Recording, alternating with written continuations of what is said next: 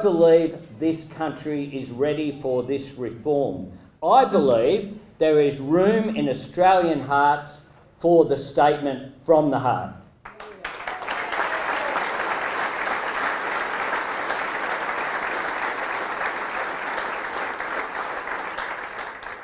We are seeking a momentous change, but it is also a very simple one. It's not a matter of special treatment or preferential power.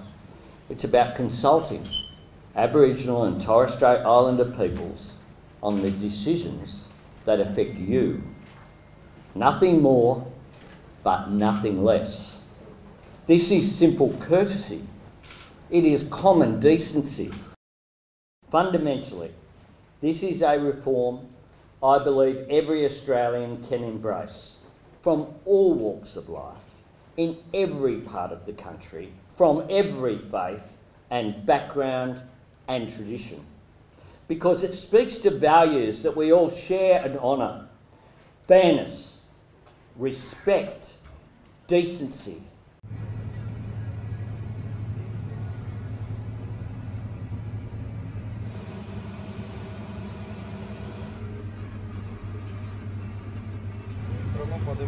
We need to get the country going.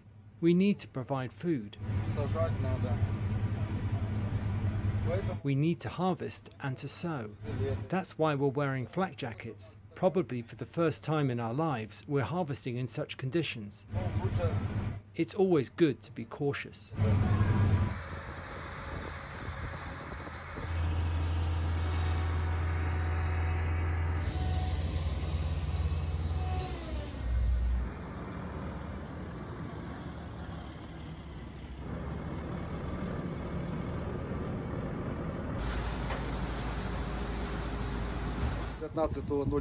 On April 24th, a missile fell at 300 meters from where we stand. The armed forces of Ukraine intercepted the missile. However, some of its parts and shrapnel hit the road nearby. It also destroyed the pole of an overhead power line, as well as the roof and door of one grain storage facility.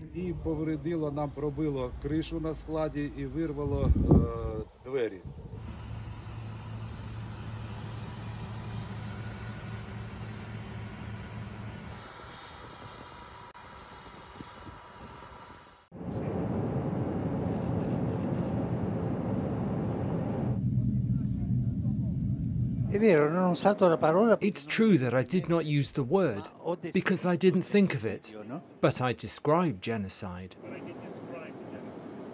I apologized. I asked for forgiveness for this work, which was genocide. I condemned this. Taking children away and trying to change their culture, their minds, change their traditions, race, and an entire culture. Yes, genocide is a technical word, but I did not use it because I did not think of it. But I described, yes, it is a genocide. Yes. You can say that I said it was a genocide. Yes. Indigenous people have the capacity for poetry. I'm not idolizing. This doctrine of colonialization is bad. It is unfair. Even today, it is used. Thousands of supporters of Shi'ite populist cleric Moqtada al-Sadr stormed Baghdad's fortified government zone on Saturday for the second time in a week, leaving over 125 people injured. It escalates a political standoff that is hitting ordinary Iraqis the hardest. Protesters, rallied by Sadr and his social political Sadrist movement, tore down concrete barriers and entered the Green Zone, which houses government departments and foreign missions. They then broke into the Parliament building, according to a Reuters witness. The scenes followed similar protests on Wednesday, but this time many were wounded, including protesters and police, as Sadr supporters threw stones and police fired tear gas and stun grenades, according to security officials and medics. Some of the wounded were seriously injured, they said. Sadr's party came first in a general election in October, but he withdrew his lawmakers from Parliament when he failed to form a government which excluded his Shi'ite rivals, mostly groups backed by Iran. He has since made good on threats to stir up popular unrest if Parliament tries to approve a government he does not like, saying it must be free of foreign influence and the corruption that has plagued Iraq for decades. Iraq has been without a president and prime minister for a record period because of the deadlock. Sadr maintains large state power himself because his movement remains involved in running the country. His loyalists sit in powerful positions throughout Iraqi ministries and state bodies.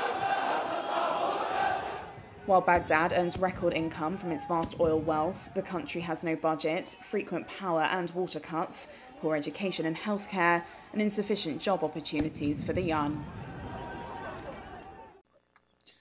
We're at 25 confirmed casualties. If there is one piece of good news, we now believe there are only 4 children and not 6 children in that number. The original 2 children that were reported have turned out to be adults, but those are still 2 people that we have lost. Still trying to get an accurate way to count missing persons when we can't get to certain areas. Cell phone service is still down in so many areas. And in some of these areas, it's going to be hard to know exactly how many people were living there in the first place. A lot of amazing people on the ground right now responding to something that has just seemed unimaginable before a couple of days ago. Keep praying. I'm worried that we're going to be finding bodies for weeks to come. Keep praying. I hope there are no more we ought to expect. There will be more loss. And pray for the families that we know have already lost individuals. They're going to need your help and your support. And I know who we are as people. We're going to be there for them.